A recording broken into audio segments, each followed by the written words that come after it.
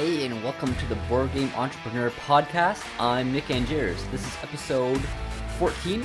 Last time I told you a little bit about how to get free money from the government to buy games and host game events. Continuing in that vein, I'm talking about more free stuff.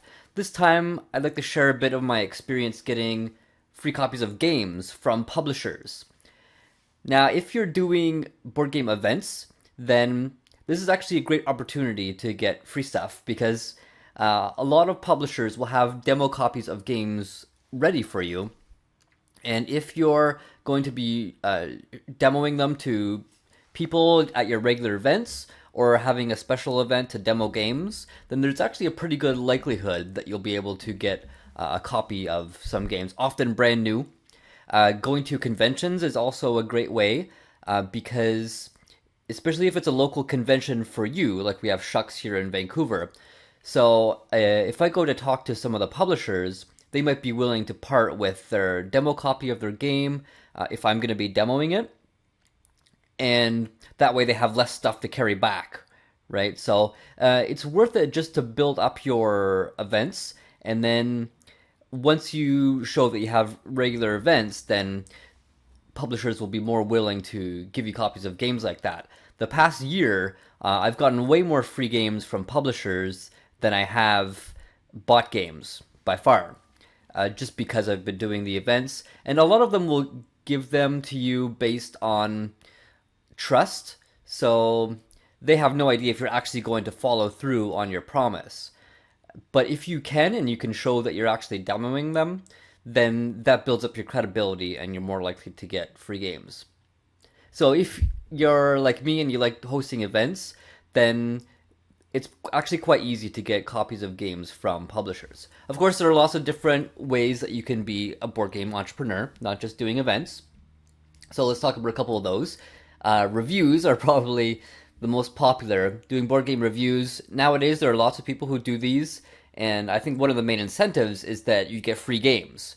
So especially once you've made a name for yourself, publishers will actually approach you and say, hey, could you review this game?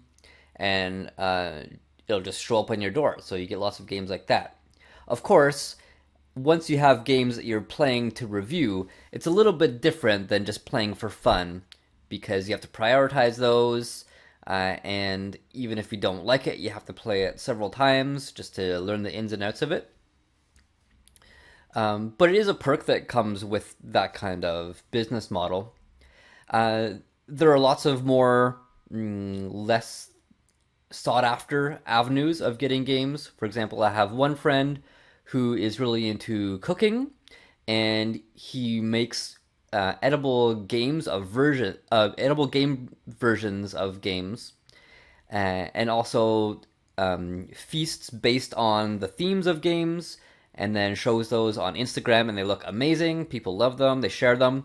So that's one thing that publishers might be interested in if they have a game going to Kickstarter, or if they're just releasing a new game and they want to get some more hype about it spread out, then they could contact someone like him who is not just your average, here's a demo of me playing the game, or here's photos of the games, something different that catches people's attention. So I think in the not so distant future, he's going to be getting a lot of publishers who are interested in sending him games so that they can show off like that. Also more classic games, ones that have been around for a few years that publishers want to continue to promote. They might be interested in something like that, where a much loved game, it's hard to steal the spotlight from all the new games that are coming out, but any kind of ongoing love like that, they might be interested in doing. So he can pretty easily get review copies of games for doing something like that, even though he might not need it for the photos. I think he's doing videos now too. He might not need it for those, but the publisher might send it just as a thank you. So those copies of games are quite readily available, and it's really not that hard. So if you love games and you want to do some kind of business related to games, then that's definitely one incentive to do it. Also, I'd like to talk a little bit about doing games for play to win at conventions. So 2019 was the first year that I had this experience of running a play to win. So if you're not familiar, what a play to win is like a contest to win a copy of a game just by playing it. So these are great for conventions. Originally, I had thought of doing it something like this. So the publisher gives me a copy of the game, and then I run demos of it at my regular events. And then after a month or 3 months or whatever of collecting people's names, so I draw one, and then that person would get a copy of the game. I just found that it just wasn't exciting enough to keep pulling the same game out at all my events over and over again. So I was like, you know what, I'm just going to do this at a convention and have it set up over the weekend and just get tons and tons of plays in, collect the information from people, and then choose someone at the end of the weekend. And that way it's all condensed, so I can really focus on it that way. So what I did was, this is at Fan Expo, Vancouver, 2019, and this isn't a board game convention. This is actually one of those fan, like popular culture fan cosplay conventions. However, this year was the first one that they decided to have a tabletop games section. So they approached me and they asked if I wanted to help out with that. I said yes, absolutely. So I set the whole weekend aside. It was 3 days actually, Friday, Saturday, Sunday. That's all I did the whole weekend, was run games, and it was great. So I approached just a few publishers. I was just testing the waters, so I didn't want to be too spammy. And I approached... so Vigor Games gave me a copy of Growl. I was a Kickstarter backer, so I already had my own copy. And I met Joey Vigor at Shucks, and I told him that I was planning to run a play and win. He gave me a brand new copy, and that was awesome. And also I approached Stonemaier Games, because I know Stonemaier Games really supports this kind of play and win system as a way of marketing their games. It's actually a win-win situation, because for publishers, it's quite easy just to send out a copy of the game, and then they don't have to send a person. It's at their own cost of the game, so it's going to be less than the retail value, of course. And over the weekend, hopefully dozens, if not more, people are going to be playing the game, right? So it's great to get the word around. Also, you want to try before you buy, right? So someone might have heard of the game, they don't know if they like it, they can play it at a convention and maybe win, and they'll be really happy. Or if they don't win it, then they can go out and buy it. At least they already know how to play it. So it's actually a really good system for publishers. And in that regard, it's not too hard to get publishers to send me games. So Stonemaier Games created this online form. It's just like a Google Sheet, and you put in the name of your event coming up, and then all your contact info and everything. And you want to do this at least a few months in advance. So I think, as a rule of thumb, Jamie Stegmaier looks at it 2 months in advance. So you want to have your info up before then. I got mine in just in time.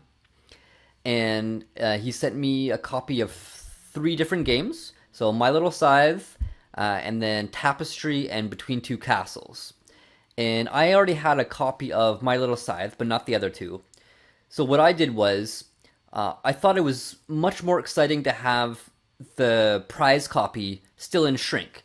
A way that some conventions do it, and there's nothing wrong with this, it's much easier, of course, is to have lots and lots of games.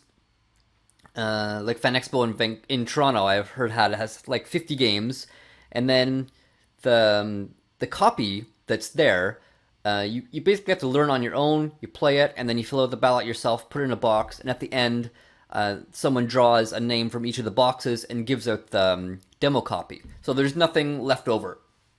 That works, but that's not the way I wanted to do it. So I wanted to have a much more focused approach. So I just had the 4 games, and I had them going on their own tables. And then I was there the whole time. I'd usually have at least one volunteer with me to help teach the games. It's a great volunteer opportunity. So I work at a high school, and they're always looking for volunteer hours because they need them to graduate. So this was like a really fun way. I get to teach board games for a whole day or whatever. And then I was in the same section with the Shucks organizers. So they had people teaching their games, and then I was teaching my games. So if I ever had to step out to grab something to eat, then they could watch my tables. They knew all the games by this point. So they were a super big help in that regard.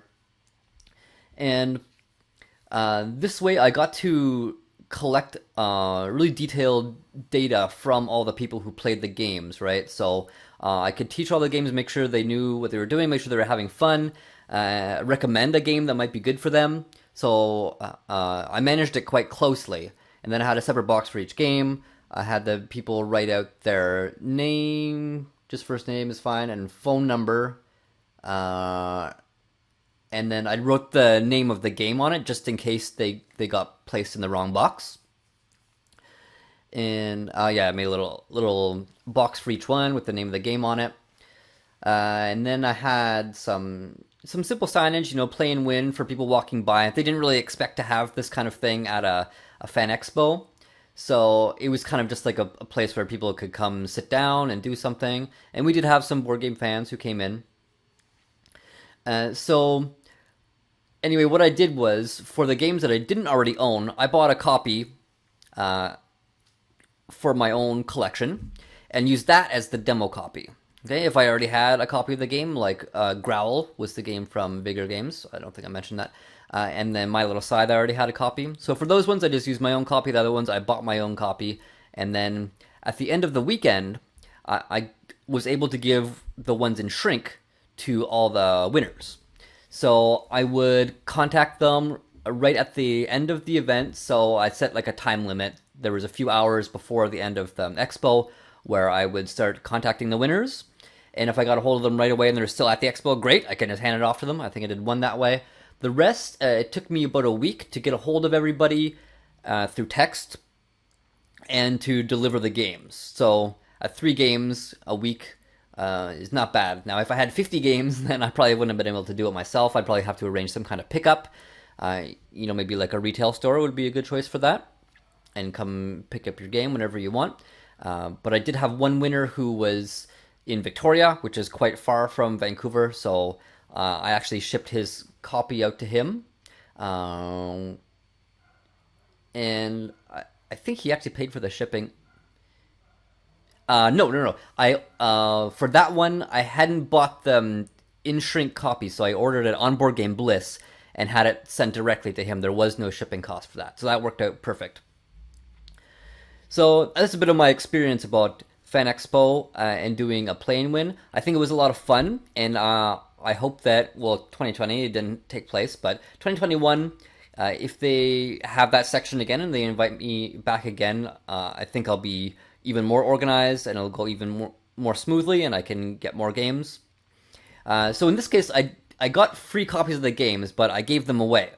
If you're looking to keep copies of games, then probably demoing is the way to go. Reviews, or find something that you can do yourself on YouTube or Instagram. Even like rules videos, publishers will send you copies of games for that. There's lots of ways to do it, but it's actually not as hard as you might think. You don't have to twist their arm. And one last way that I've gotten free games is by doing my design jams. So I did what I call the mix and mash, where you take 2 games and mash them up. And for one, I have a featured game, and the publisher of that game will always send me at least one copy of the game, brand new, to combine, to give to the players to combine with other games. And in the case of, I did Rock, Paper, Wizard, it was a smaller game, so they actually sent me a whole case of it, 10 copies. So I was able to give away some of those in shrink as door prizes. All right, that's it for today. And next time, how to get people to come to events. That's one big challenge as an event organizer. I have an event, and now I need people to come. So I'll talk a bit about my experience on that next one. And thanks so much for listening. Happy gaming.